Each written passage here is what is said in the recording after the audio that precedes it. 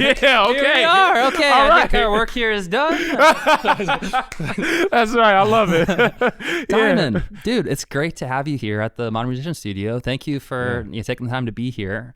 Let me give you a quick introduction for our conversation. Yeah. So, Diamond Johnson, you are Beyonce's tour drummer. You've rocked stadiums on the Renaissance World Tour.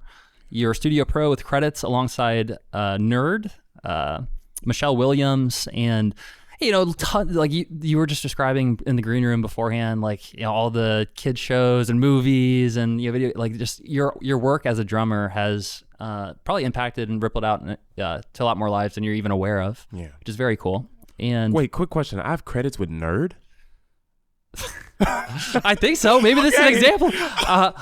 I believe so. I mean, maybe fact check that. We can double check and make sure. No, but I mean that. Listen, I don't know if there's some credits out there that I don't know of, then that's super dope. But this would be news to me. I love that though.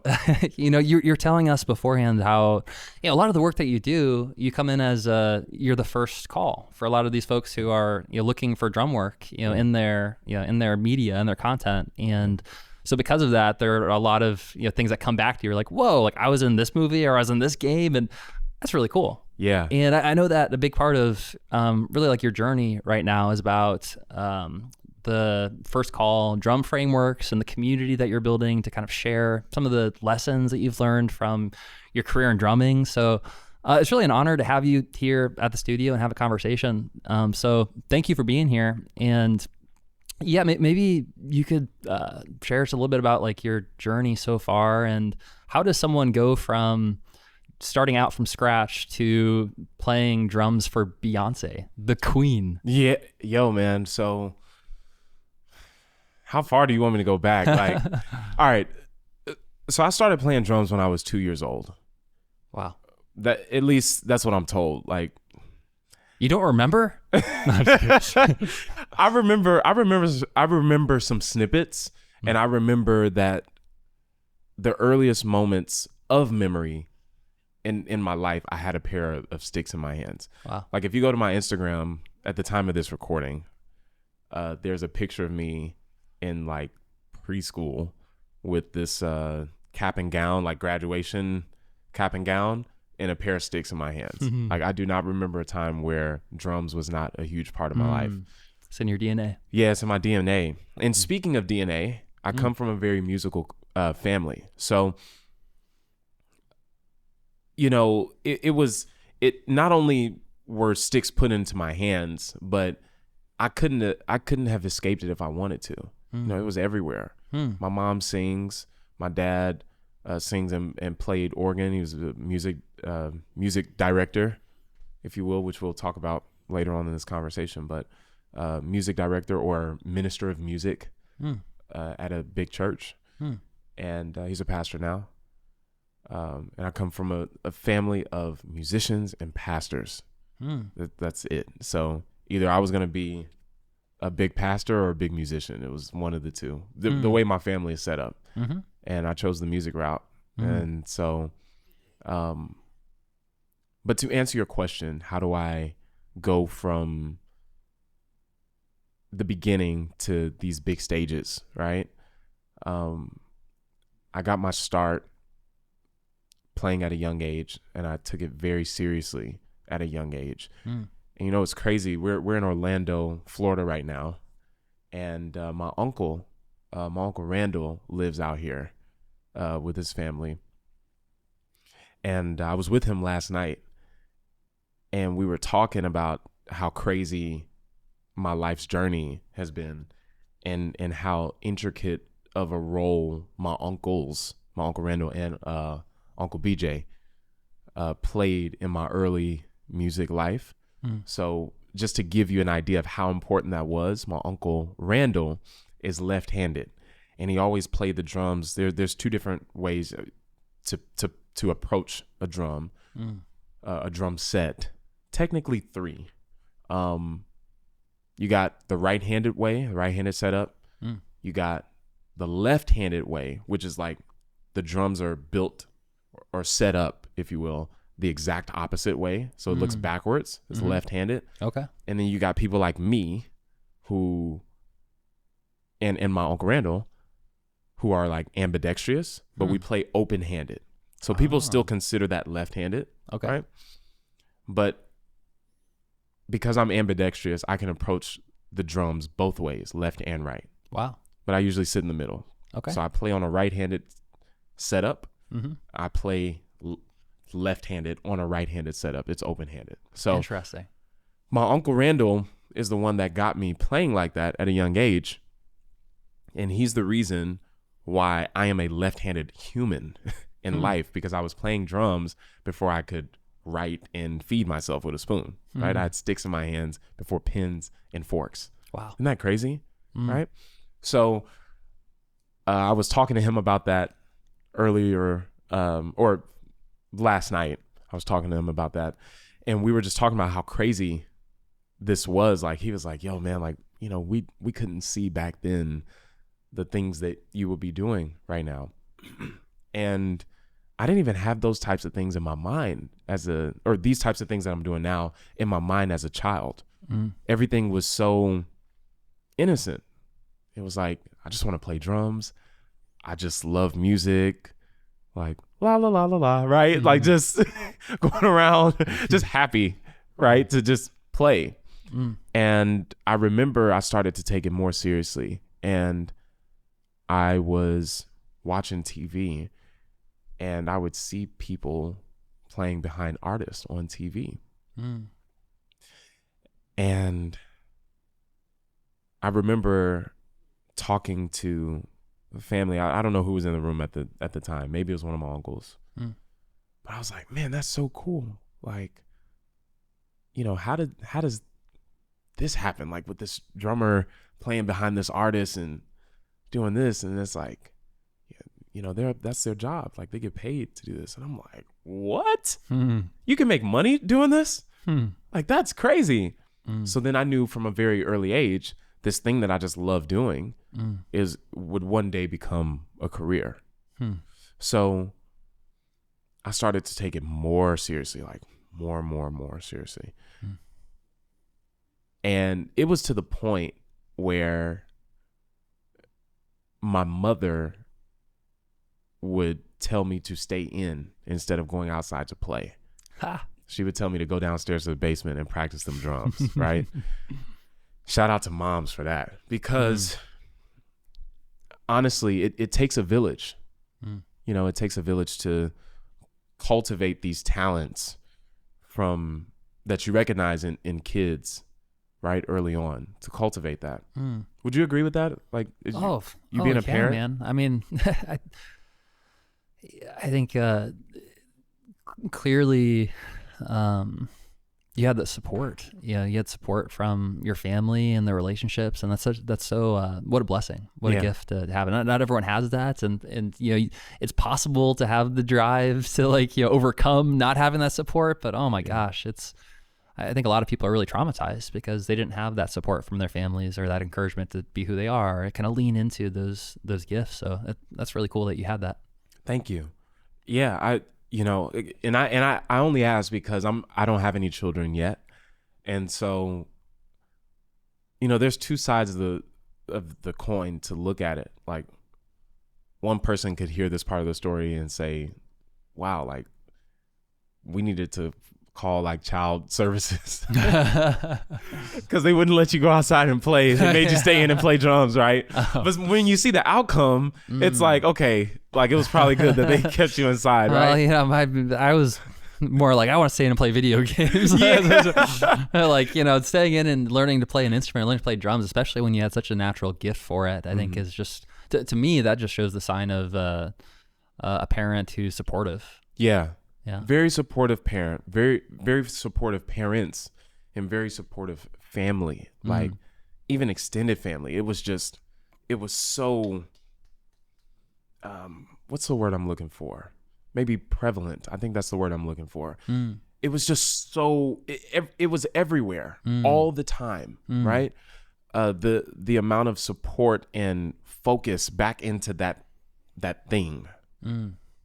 And my family was like, you know, whatever that thing is, cultivate that, right? Like, stay consistent with that thing. And I'm very privileged to have a family. I told a family like that. But I told my uncle last night, I had the genetic lottery, the jackpot, being born into a family like this, right?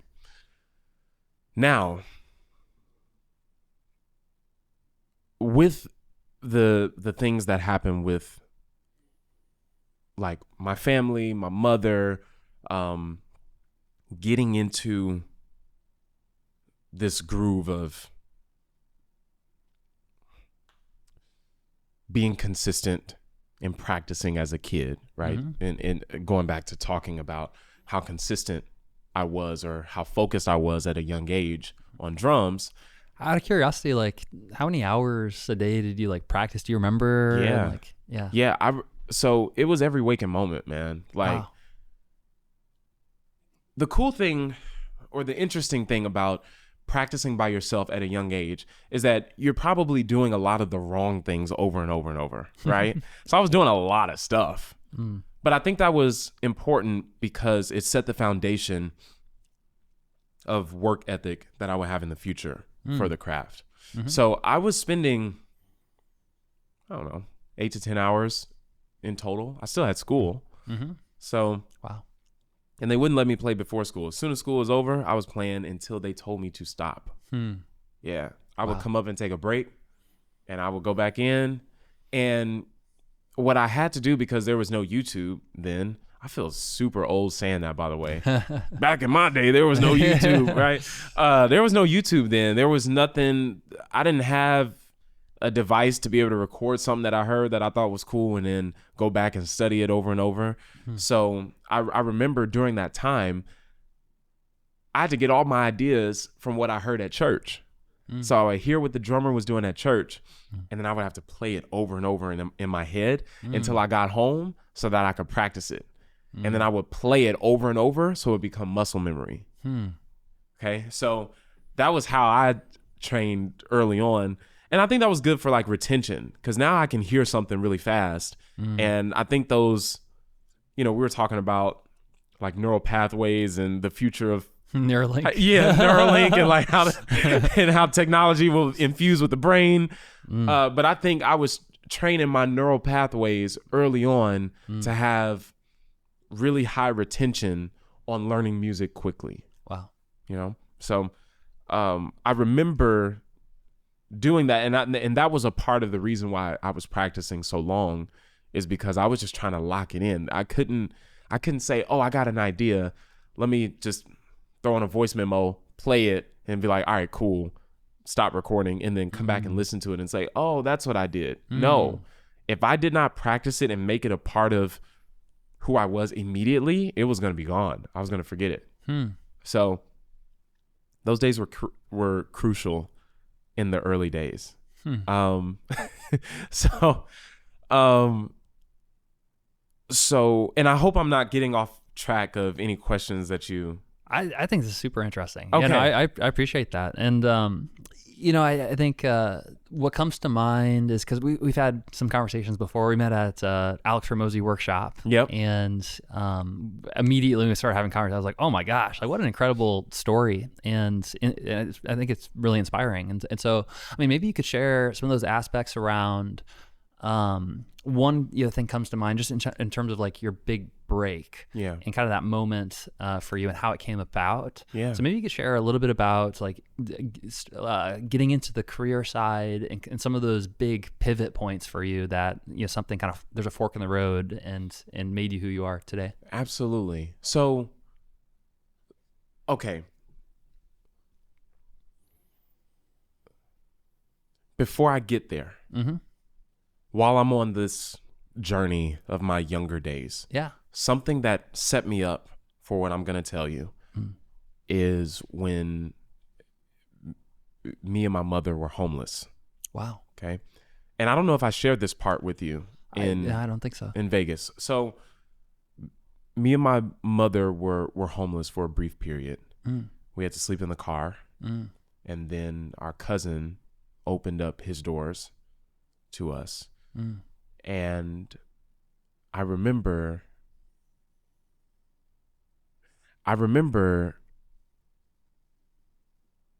saying my prayers every night with my mother. And I used to say, God, I thank you for my amazing life. Right? And I remember one night my mom started crying next to me when I was saying, you know, thank you for my amazing life. And I didn't understand why she was crying. I'm like, are you okay? And she's like, I'm okay, buddy. She used to call me buddy. She still call me buddy, right? And all I can remember was, as long as I got my mom, my life is amazing. It didn't matter what situation we were in. Those moments set the foundation of who I needed to be in order to tell you what I'm about to tell you. Because I saw my mom get up. We didn't stay homeless long. My mom turned into my superhero because I saw us have nothing. And then she went to work a valet job, parking cars at a nice hotel in Kansas City and getting tips, and got a second job at Sprint. It was Sprint then, it's T-Mobile now. And then we got this nice apartment. And I'm like, what? Like, you can change your life like this? Like, I saw it in real time. I'll never forget. I was at my cousin's. We were at our cousin's house that let us stay with him in a room not too much larger than the length of this table. Okay? It was one bed in there and just enough room for like a couple suitcases. Everything else was in trash bags in the next room, right? I remember a U-Haul truck pulling up, and my mom was like, buddy, we're moving. We got our own place. And I'm like, what? Like, wow, my mom's rich. How did she become rich? Right? It was remarkable. Okay. So fast forward to getting to the opportunities and different things that happen along the way. So we get into an apartment. My mother gets married. I'm going to speed through certain parts of the story. She gets married. Life is getting good. Like, it's getting better, more comfortable. It's like, wow, this is nice. I take my music and my journey to the next level, and I get a mentor in a community. Excuse me. And my knowledge on music in the industry starts to accelerate. And then I went through a season after a few years where it felt like I lost everybody around me. All, like, my circle, my community, my mentor, like everybody. And I felt like really alone and confused. And by this point, I had already like played with this rock band and like traveled and did things on my own, but I was becoming my own man. And I remember I just like needed a sign. Like, I went off the grid for a minute, and I felt like I had this sign from God, if you will, to go to Los Angeles. And I'm like, like, should I do this? And this was like at a low point for me. And I knew that going to Los Angeles was going to mean discomfort, extreme discomfort, right? And so I went out to Los Angeles. I drove out there for 2 days. By the time, like, on my way out to Los Angeles, the engine of my car blew up. Whoa. I had to get it like fixed and serviced and new tires and everything. Oh, man. And the money that I had saved up to try to move out there to stay on a friend's couch was, I'm telling you, man, like, it was all used up. So I'm on the way out to Los Angeles driving. And you remember when I told you about me and my mother being homeless?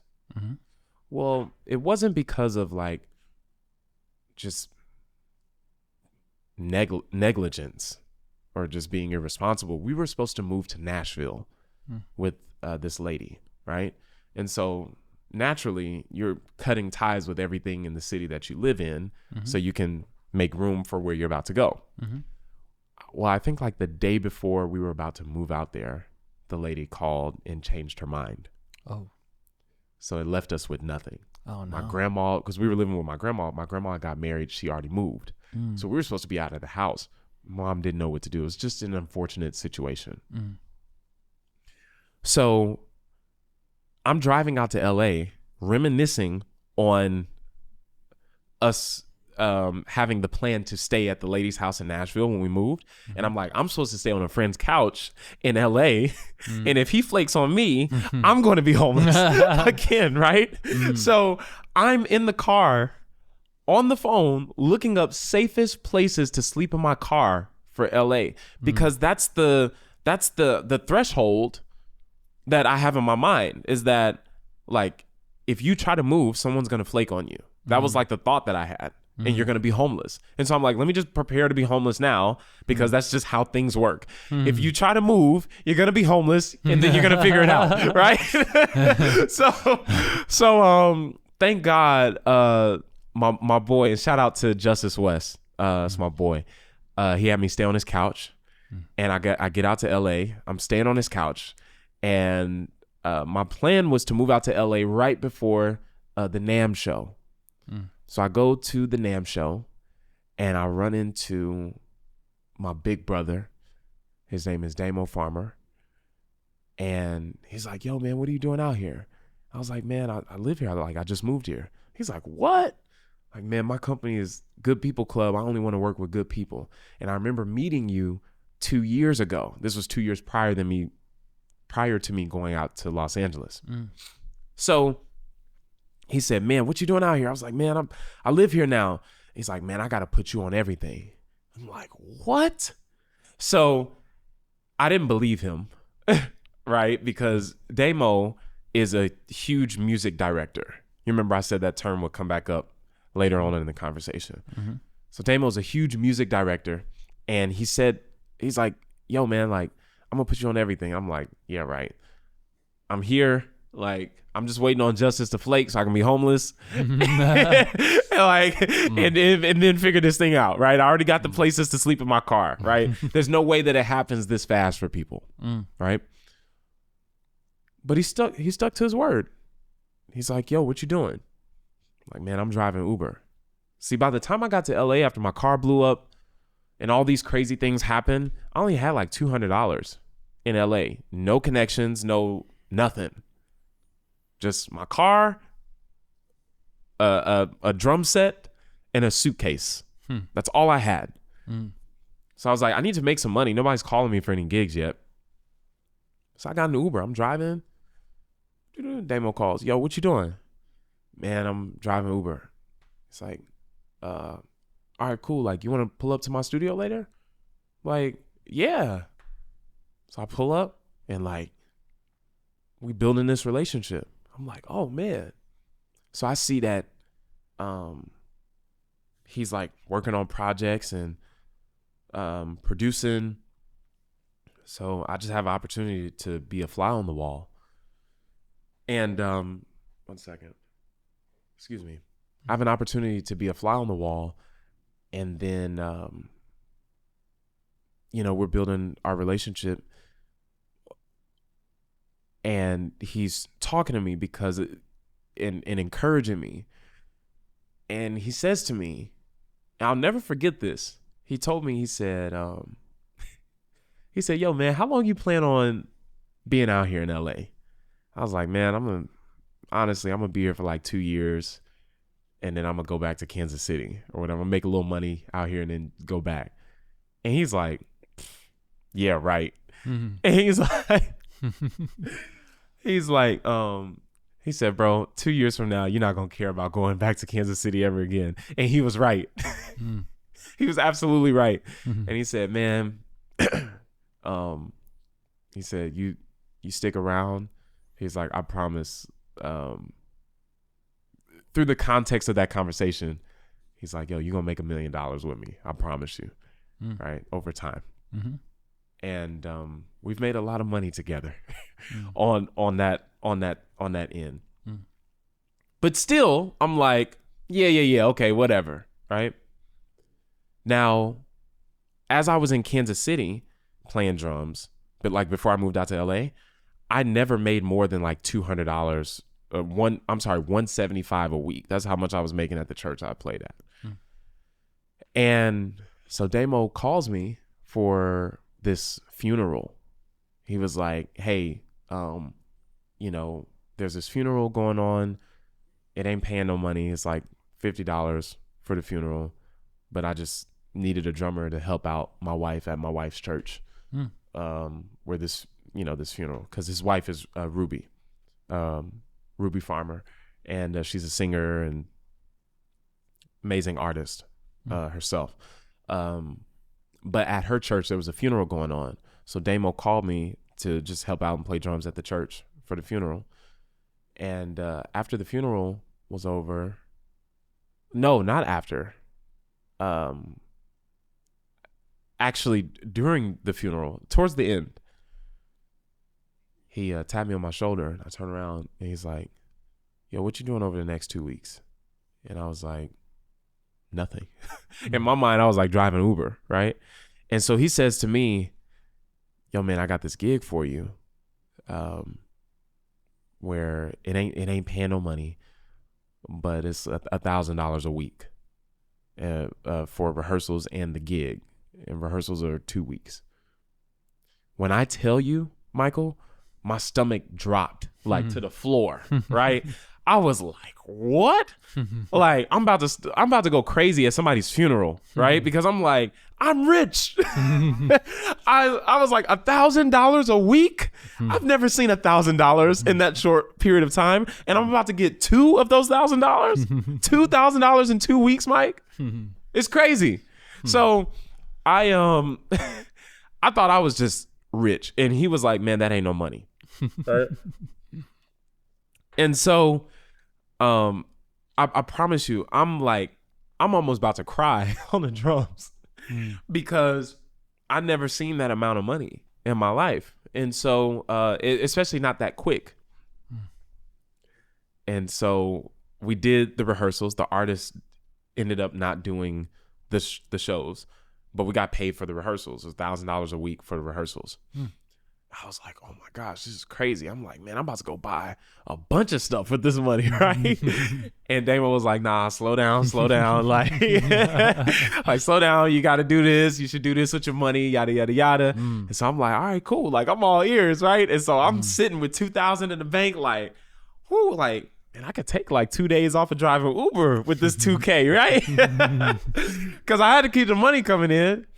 And so that was enough money to get off of the couches that I was staying on with Justice, and then I stayed with my guy Dmitry Gorgetsky. He's Russian. Shout out to them too, Justice and Dmitry. But the money I made there and another gig I did with Damo, it was enough money for me to get an apartment out in LA. So climbing the ladder, right? And then from then we started doing everything together. I was networking with a bunch of people, so I didn't just only lean on him, right? I was networking with a bunch of people, and I was working with a ton of people at one point, like different music directors, different artists at different stages. I was saying yes to everybody. And that's what you should do at first, is just say yes. Say yes and figure it out later, right? And so that's what I was doing. I was like, yep, can you do this? Yep. I didn't have any structure, no plan. Just, I need the money, right? And what I've noticed, super sidebar, is that people don't have the willingness to put themselves out there, to say yes and figure it out later, because that's where the big wins come, right? Is on the other side of that. And so I put myself out there heavily when I first got out to LA, and I was working with everybody, man. I was working with whoever was gonna give me some money. And it worked out because the valuable part about saying yes in the beginning is that you build relationships that you wouldn't be able to build if your stipulations are too high, if your standards are too high in the beginning. Does that make sense? That totally makes sense. Yeah. Yeah, I mean, that's a gem of advice. Say yes and figure it out later. Just the willingness to show up and learn and grow. And even if you don't have all of the answers, having that faith the faith that I'm going to be okay. I'm going to figure it out. Yeah. That's really powerful. Thank you. Yeah. And, when you say yes at the beginning, it allows you to get enough data to know who to say no to later on. Right.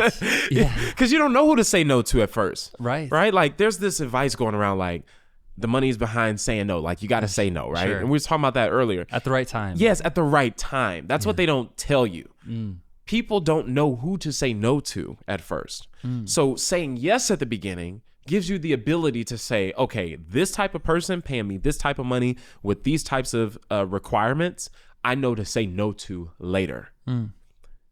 These people that I've said yes to, that have treated me amazingly, that have paid me this, that have come with these terms and these standards and these amenities that come along with this situation, I know to only say yes to these types of things moving forward. Does that make sense? Totally makes sense. So I experienced saying yes early on, and it allowed me to, figure out who to say no to later. So that was a powerful moment for me. And when I tell you, man, me and Damo, specifically, I'm using Damo specifically because he's called me for the bulk of the work that I've done. If I could put it on a graph, I would say Damo called me for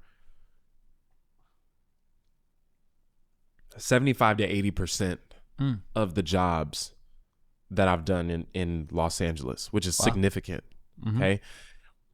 There's a lesson in that too. I posted on Instagram about a lesson that I got from Damo. This is one of the lessons that he didn't share directly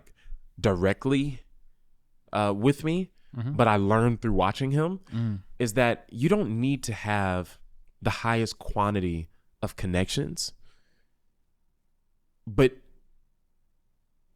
all you really need to do is focus on the relationships that you already have and make those as strong as possible. And the beauty of that is that now it went from when I got to LA, just one music director, Damo. Then I said yes to everybody because I didn't want to put all my trust and faith into this one person saying he's going to look out for me, to where I was working for like 40 people, 40 different music directors and camps and you name it. I was saying yes to everybody. And now it's back down to I only work with like 3 or 4 music directors consistently. You don't need a large quantity. You just need a high quality, small amount of people to work with, and you'll be fine. And I think that that's a lesson in regards to relationships in general, right? If you're building a team for your company, it's not about like we were talking about earlier. You had a higher surplus of individuals working for you, and then you realized, hey, the bulk of my highest outcomes comes from these 8 people instead of 30 people, right? So, focusing on what brings you the highest return on your time, on your effort, on your gift will reward you in multiples in your career. Does that make sense? Super smart. Yeah, it reminds me of what is called Pareto's principle, or the 80-20 rule. That 20% of the input is responsible for 80% of the output regularly. Yeah. So if you had, 100 directors that you're connected with, out of those 100, 20 of them would have created 80% of the results. And then if you narrow it down again, then like out of those 20, it's like 4 of them would have produced 80% of the results. And then in your case, Damo, if you go back again, it's like that one's like 75, 80%. So it's so interesting how that comes together. Yes. And, one thing, I want to make sure that we are respectful to everyone. Because I'm guessing that you wouldn't want to put anyone specifically like names, like, under the bus or anything. But I just remember you sharing a story that I thought was really inspiring. Yes. In terms, because that connection for you with Damo, it seems like that was such a powerful root and such an important relationship. Absolutely. Built probably in large part on trust. Yes. And so maybe, you could share that moment that you were kind of at like a crossroads and you had to make a decision. And I remember you shared how that happened with him. Absolutely. Yeah, I have no problem sharing that with you. I used to like hold that part of my story like close and near and dear, because like you said, you don't want to put it, anybody under the bus or out there or anything. But I had a very close relationship with my former mentor. It was like family, and I had actually met Damo through him. And we had disagreements at that time, which caused us to just go our separate ways, right? I was becoming my own man, my own thinker, whatever, and it was just time for me to move forward in life, right? But I'm simplifying the situation. It didn't end good, right? We haven't talked since. But when I ran into Damo at that NAMM show, he said to me, yeah, what you doing out here? Man, I live here. It's like, man, I got to put you on everything. What I didn't talk about earlier is that after I got his number, I didn't feel right about having his number because I met him through somebody that I don't have a relationship with anymore. And I didn't want to give any ideas to anybody that I'm moving in a weird, snaky way, right? And so I went back upstairs to him and I was like, yo, can I talk to you? And he's like, yeah. And I went to him with the fullest of intentions to turn down his offer and to move about LA on my own. Like without him, even though he's a very connected like person in the industry. But my thought process was, the way I start in this industry is the way I'll finish. If I do anything like weird or slimy or snaky, moving weird, I'm going to have to move that way my entire career. And I didn't want that for myself. And so I was like, if Damo rock with me, or if anybody for that matter rocks with me, they going to know who I am as a person, right? So I went back to Damo and I said, hey, can I talk to you? I pulled him to the side and I said, hey, I just wanted to let you know that me and so-and-so aren't cool anymore. And because I met you through him, respectfully, I don't think. And he cuts me off. He's like, hold on. You think I wasn't going to work with you because this, and this? And I was like, man, I met you through him. I don't want to. He said, man, the fact that you would come back here to even say this lets me know everything I need to know about who you are. And that set the foundation for our relationship. And that's my brother to this day. So I'm extremely grateful for those moments, because I think the lesson in that is that what is your foundation, right? Like when you're going to higher levels, it requires more from you. So for me, I'm like, hey, if this is not for me, if somebody doesn't want to work with me because I'm not cool with somebody else, those are not the people I should be working with anyway. That was my thought process on it. You have to be willing to say no or refuse, or to say, hey, I'm not going to go about it this way, right? I'm going to go about it the right way. I'm going to go about this with transparency. I'm going to go about this with honesty.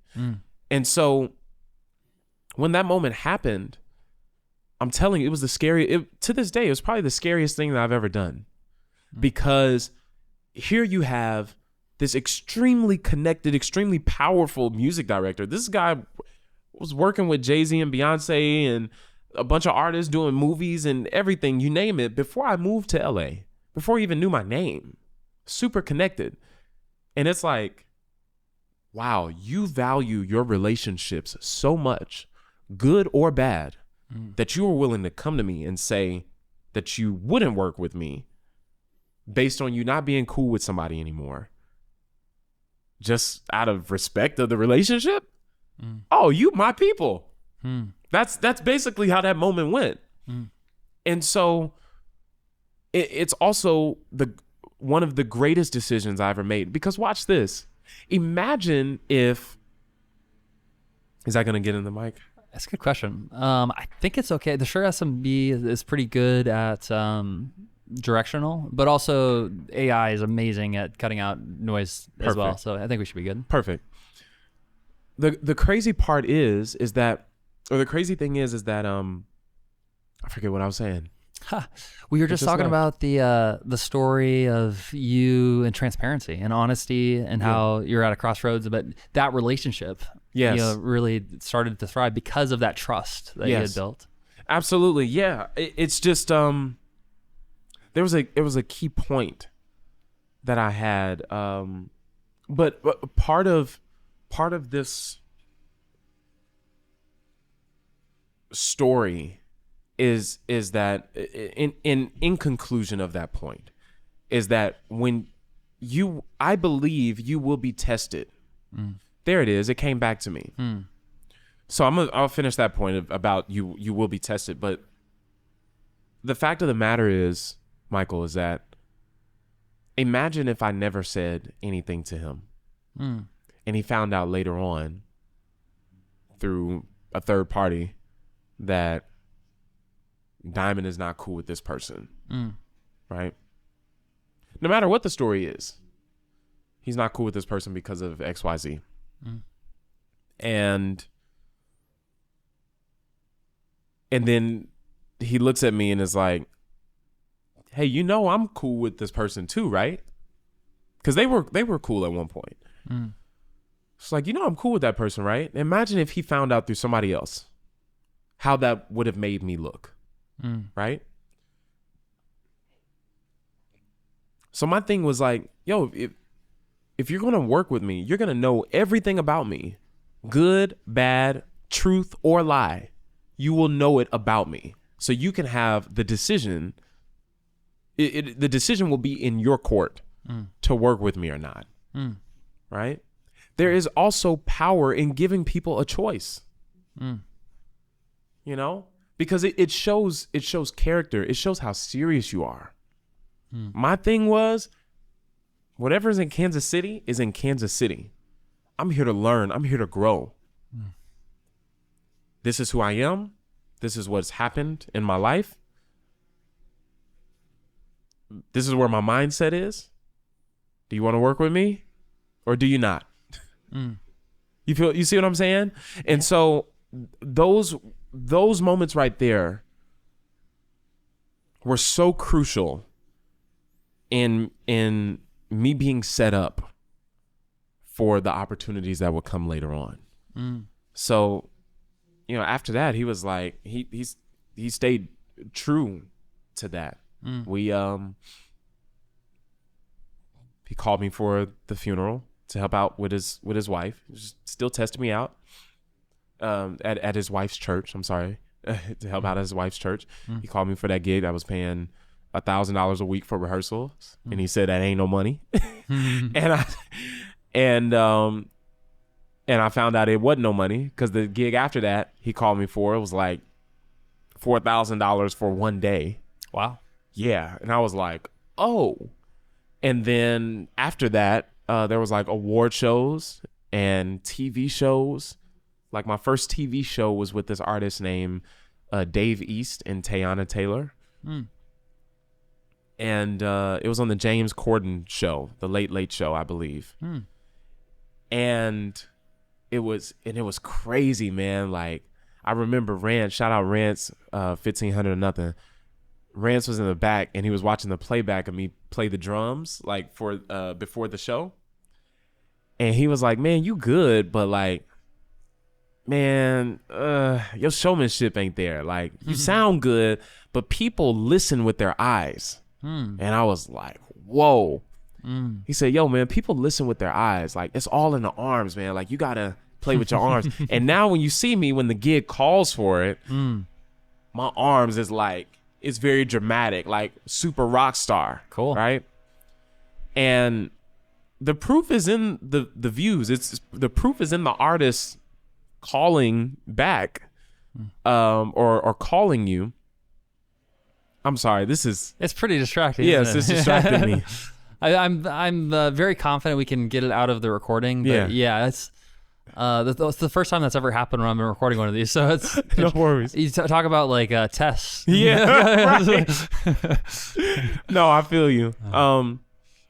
But yeah, so he was like, yo, it's all in the arms, man. Like, and I'm like, oh man. So that changed my focus or in how I approach drums moving forward, like from that day forward. Right. And so he said to me, or when I watched it back, he was like, it's so loud. It's like they're like right next to the window. It's like, yes. I'm like, aren't we on the second story of this place? We're on the second level. How's this? Oh man. Oh my goodness. When you're talking about the showmanship and all this stuff, maybe you've seen this video. Being a drummer, if you haven't, you'd probably really get a kick out of this. There's a YouTube video. I think the title is called "This Drummer's at the Wrong Gig." Yes, I've seen that. Yes, it's so funny. Just the dude, everyone else is just kind of like chilling, like but the drummer's just like going crazy. Yeah, and it's entertaining. It's fun to watch. And how many views does that video have? It's got a lot of views, millions and millions of views. Millions and millions and millions of views. It sounds like he was at the right gig doing the right stuff. That's right. You see what I'm saying, man? Uh-huh. And that video is probably at like 40 million views now, or it's probably more than that. I would have to double check, but it's probably somewhere in that range, I would guess. It's a lot of views. Yeah. I promise you, the vast majority of people watching that are not drummers. They was just looking at him flailing his arms and flipping his sticks. Yeah. And like the circumstances of the gig made it even funnier, right? Right? But he was in fact at the right gig doing the right stuff because 40 million people found him to be entertaining. That's true. He wouldn't have got 40 million views if it was just like a normal... If he was just playing regular. Yeah. Exactly. It wouldn't have got that many views. Nobody would have cared. I have videos on my page, the same thing, where I'm being a rock star, flailing my arms, like having my arms to the sky. It looks interesting. It looks fascinating. I do it in my way that I think is like a real cool way of doing it.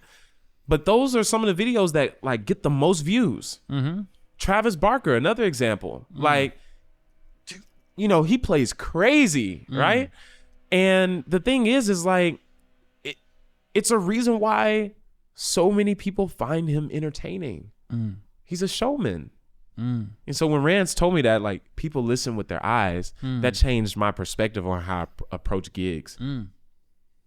I like the guy that on the video that says this drummer's at the wrong gig. I wouldn't be flailing my arms on like a soft gig, right? Like I did this show with this artist named Tim's. And Tim's, we did Tiny Desk with this artist named Tim's. Cool. And during the show, I was just, I stayed tight. Like I'm chilling because that's the vibe of the show, right? Is to just be chill. But one thing I've incorporated for myself when those types of gigs come is being able to stand out through visuals with color in my hair.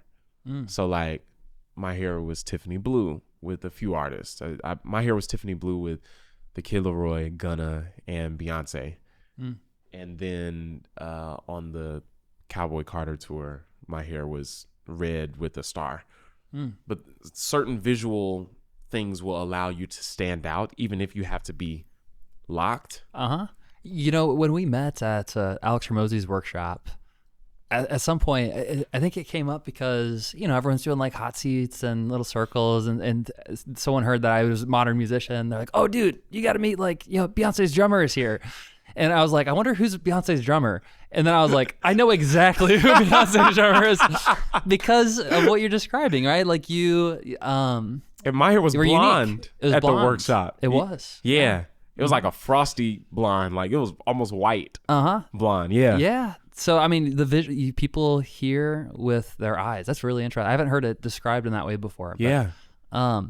Hey, Diamond, This is awesome. I really appreciate you sharing your story. And I think that whether someone's a drummer or just a normal musician, like just hearing that type of journey, I think is really inspiring. So I appreciate you being here and sharing that. And would love to hear a little bit more about, I know you're sort of at this, at the beginning of a new journey in your life where you've experienced so many blessings that have come from drums, you know, from a young age and being able to travel the world with some of the most iconic artists of all time doing this. Like, what an amazing journey and gift. Thank you. And now you're kind of at this point where it's like almost like a tree that's like, you know, blossomed fully, and now the fruits are starting to fall, and you want to share this and you want to help more people have, you know, these kinds of experiences. And so maybe you could share a little bit about what you're working on right now and First Call, First Call Drummers. And, if anyone's watching this right now and they are either a drummer or they know a drummer and they want to connect more, maybe you can share about this new project.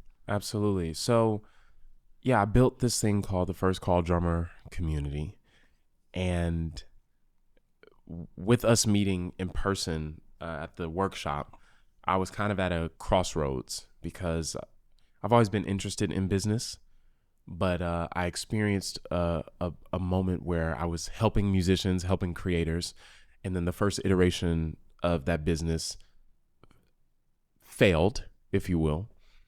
And I was like, you know what? I'm going to take a break from what I'm doing and just focus on kind of healing from this experience, because it was a rough experience.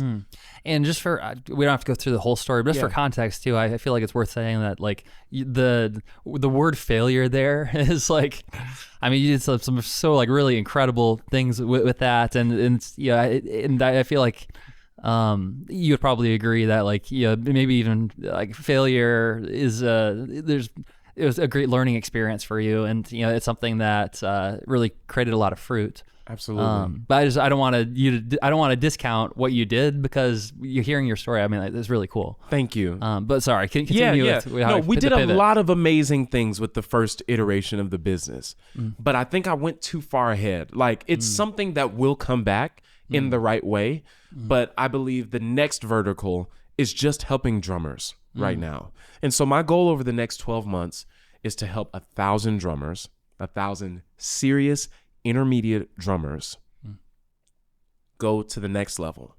What is the next level? Understanding what it takes to be the first call. Okay. And what do I mean by the first call? Okay. So on my side of the industry of being a session musician, there's this hierarchy of people that there's this hierarchy of people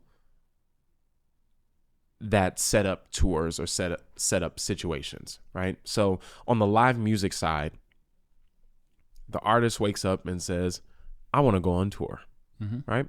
The people around the artist, who are the music director, tour manager, production manager, etc., they start putting together these shows. Now, a musician can get a first call from a tour director. Tour directors call specific musicians. That happens too. But the majority of the time, the call is gonna come from a music director. Okay, and so there are specific things that music directors are looking for you to know and to be able to implement day one of a gig. Okay, and so there's a lot of talented drummers out in the world who don't know the first step of what it takes to be on these shot callers' radar, to cultivate a relationship, on what they're looking for on the gig. Because quite frankly, a lot of drummers think, oh, because I can play or have more chops or more information on my craft, I'm better than this person. But what I learned is that there are people who don't have half the information that I do on kit, and they've been doing the biggest gigs on earth since I was a kid. And I got around those people and I wanted to learn from them. And I'm like, listen, there's something that you know that I do not know. And clearly it's beyond playing drums. Not to say that they sound bad playing drums. It's just drums evolve, right? Like there's a I'm telling you, Michael, there's a 10-year-old right now with more chops and combos than me. It's like every new baby drummer that comes out is better than the last, okay? But the rules of the industry have stayed the same since I was a kid. They're playing by the same rules. It's just they gatekeep those rules. So I'm opening up the floodgates of, and no longer gatekeeping of what these rules are. Because quite frankly, there's a lack of qualified musicians. So here's the reality. There are more artists and tours than there are qualified musicians to get the job done. It's a reason why a very small portion of musicians do all the gigs. The 2 movies I did, well, the first time I was on a movie, Sing 2, Teddy Campbell, the drummer that does like all the movies in Los Angeles, he was out on tour. So it opened up for somebody to fill that seat, right? And then I got called in to play drums on that movie. Okay. It's just not enough qualified musicians to get the job done. Okay. So that's why I built this community, is because one, I wish I had it. It would have accelerated my knowledge on what it takes to do what I'm doing now. But 2, the community gives you all the necessary pieces to just make it. Listen, let's say there's somebody listening that doesn't want to do big stadium tours and be on movies and TV. It's like, yo, I just want to work a lot more in my city, in my town. These same rules apply there. Okay? That's the beautiful thing about it. This is not a community where it's like, you got to move to LA for these things to work. No, these are just principles that if you execute on them properly, you will work more. They have been doing the same things over. We've been doing the same things over and over for years. So it's the same rules. It's just a lot of people, unfortunately, don't know it. Don't know the rules exist because they're not written down anywhere, right? So that's why I built the community, and drummers have seen wild success with it. There's people in the community saying, I went to a music college and didn't get any of this information. There's people who are getting gigs left and right. Stadium gigs even, right? Yeah, one of the members did a stadium gig. Wow. Like after one of the trainings that we had. Never worked with an artist that got into bigger venues or anything. And it was actually one one-on-one call that I did with him, and I was like, "Oh, this is where you're at?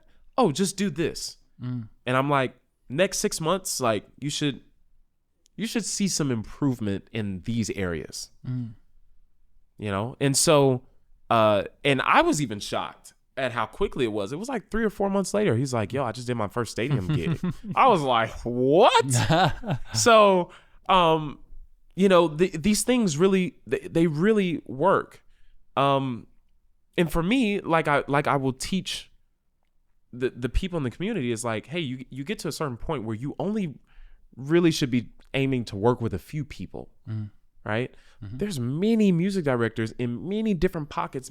There's a new artist that I didn't know exist every day that I'm finding out about. And I'm like, what?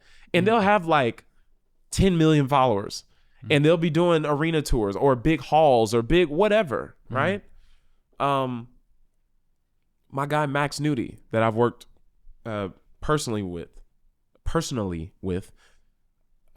especially in his early days of moving to LA, and like he was executing just everything at a high level. Anything I told him to do, was executing at an extremely high level, and he's out on tour right now. But man, when I tell you, like, he will find an artist that I never knew existed and negotiate the rate, like go through the negotiating, everything we've ever talked about. will go through all of the necessary steps and killing it on gigs that the mainstream part of the industry don't know exist. Mm. It's like, what? Like, who is this? I think he's out with an artist right now named Nessa Barrett. Have you heard of her? Oh, it's ringing a bell. I don't think I've heard the songs yet. Something. Yeah. Man, I was in London when I was on tour, and I saw that he was there at the same time, and I was talking to him after, and we got a drink at my hotel, at my hotel bar, and I was like, man, like, how's everything? He's like, man, this joint is crazy, like, just everything about how these things are set up. Like, man, I'm in a good situation, and I love to hear those things, and it just reinforces these principles that I live by still to this day. But it reinforces that there are more artists than there are qualified musicians to get the job done. So him and many others that I've worked with are living proof of that. And there's artists out here that they would love a live band. They would love a live drummer. They would love somebody to come in and, enhance their show. And they don't know that person, they don't know that you exist. They don't know that you're qualified. They don't know that you're ready. So, and they're waiting to pay you too. That's the crazy part. So I'm saying no. Like, for me, I've executed on these rules that I've observed other people utilize. I've executed over the past 7 years in Los Angeles at such a high level on those rules that I'm saying no to more gigs than I'm saying yes to at this point. Because I have to at this point for peace of mind. And every gig I'm saying no to, somebody else is saying yes to. There are gigs out here, I'm telling you, like, it's a lot. You probably have, one beautiful thing that happens from the network that you're building in this community is when you say no to certain gigs too, like, it's just one first call away from folks in that community as well. I'm working on that too. Wow. But people got to be ready for it, right? Like, you got to be trained first to really know. And once I'm comfortable and I feel like, okay, I think this person got it, then I can say when I get a call, like, I'm not available, but I got 1,000 drummers for you to choose from in my community. Yeah. That'll be that's the goal. Cool. So right now there's a little over 100 something people, almost 120 at the time of this recording. We're about to run ads to the community. So I don't know how fast those 1,000 drummers will get in. I mean, it was what you said, less than 20 minutes you got to your first 100. Yo, what's crazy is when I made the initial post just on Instagram, like, hey, first 100 drummers will get in for free for life. After that, it is a paid community for anybody else who comes in after. I thought it was going to take like 3 days, maybe 4 days to get the 100 people in. We had over 170 requests in the first 20 minutes. So we got that 100 people very quick, like less than 20 minutes. By the end of the night, it was almost 500 requests for the community. There was such huge demand so quickly. And once people got to the page and saw that it was paid, like, immediately, it was like 40 minutes after the post, they went to the community and saw that it was paid already. And I haven't pushed it yet or told them why it's important that you're still going to get extreme value from the community, paying for it or not. I just wanted to pay it forward because, my former mentor and other people that have poured into me, they gave me information for free. And so I wanted to pay it forward to 100 musicians, right? And hopefully they'll pay it forward, right? So cool. I believe we should give back. Yeah, I mean, the number even is pretty sweet because I know you're one of your big goals for this year is 1,000 drummers that you help, and so 100 it's almost like a 10% like tithe. Yes, it is like that. Yeah, absolutely. Yeah, absolutely. I haven't thought about it that way, but that's exactly what it is. It's like a 10% tithe. Yeah, yeah, man, that's amazing. It's so cool, man. I mean, what a blessing to be living in a day and age where everyone can have access, you know, to this type of knowledge and expertise that took, you know, decades to build. Yeah. And they can get access to it without needing to spend tens of thousands of dollars to work with you directly. And, you know, that they have this opportunity to learn and be in a community too. Because like, oh man, having people around you who are on the same path, who you can talk to, who you can share these things with, is so important. Yeah. That's amazing. Yeah. So Diamond, as we wrap up here, if folks are listening or watching this right now and they're either a drummer or they know a drummer that they think would find value in this, what's the best place for them to go to dive deeper or connect more with you? Absolutely. So should I look at the camera or look at you? Either way is fine. All right. Hey, everyone. Boom. Drummers. No, listen, if you're interested or if you found any value from the conversation that we had today or from my story, I would say if you're trying to ease into this new guy that popped up on your screen, just go to my Instagram and check out my free content or advice that I give away, because I do give away free content regularly at _Diamond_Johnson_. That's my Instagram. And for those of you who are intermediate drummers, who are ready to go to the next level, who want all the aspects of what it takes to go to the next level and all of the tools that you need to go with it, i.e. mentorship, a community, courses, video assessments where I correct what you're doing in real time from videos you send in, then I think the First Call Drummer community would be a perfect fit for what you're doing, and you would get in early.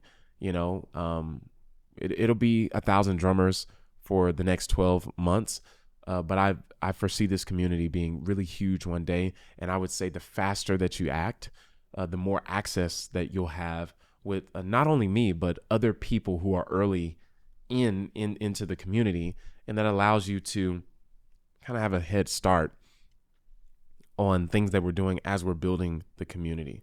So I'm very present in the community right now. Sooner than later, there will be moderators and other people to teach classes, but right now I'm teaching every single class. Wow. So, and I'm doing every single interview. Like Damo, the guy I shared with you, he was actually the first guest speaker in the community. Wow. And he did a live Q&A. Cool. So like the game that I'm getting, he was giving to the entire community in real time. He doesn't do interviews or he don't do that for nobody. So, my connections in the group are essentially your connections. So, I would say take advantage of this, you know, while it's early, and you can find the link for that in the bio of my Instagram. So awesome. _Diamond_Johnson_.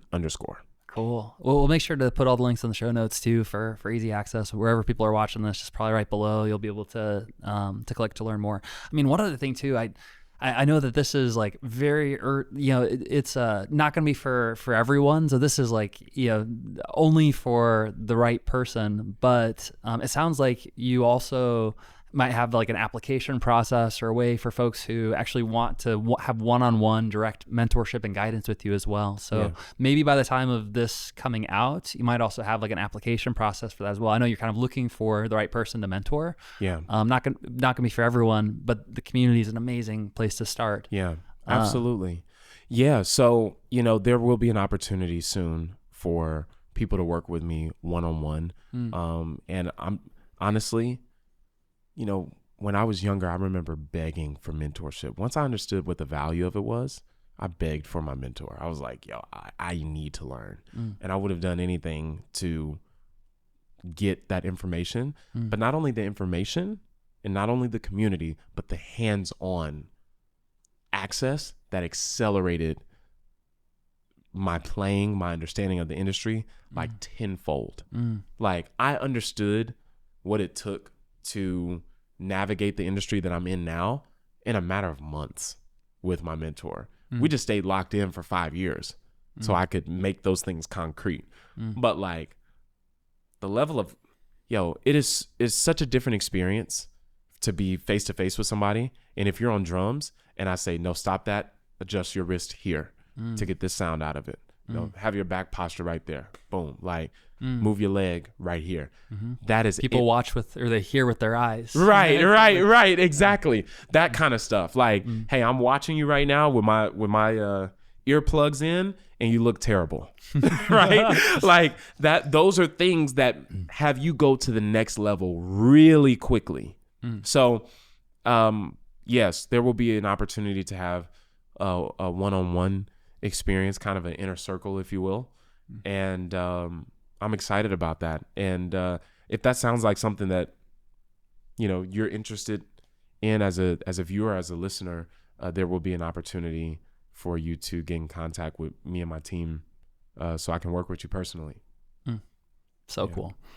Well, Diamond, man, thank you for being here and sharing your story. Definitely inspiring for me personally, and I imagine for a lot of the artists who are watching this right now, whether they play drums or they're just an artist at the beginning of their journey. So thank you for being here, and looking forward to watching the next steps on your journey. Thank you so much. Thank you for having me. Yeah! Let's go! I love it. Man, thank you. This is so fun. It's hilarious. It was great. The lawnmower. Yeah. Oh my goodness.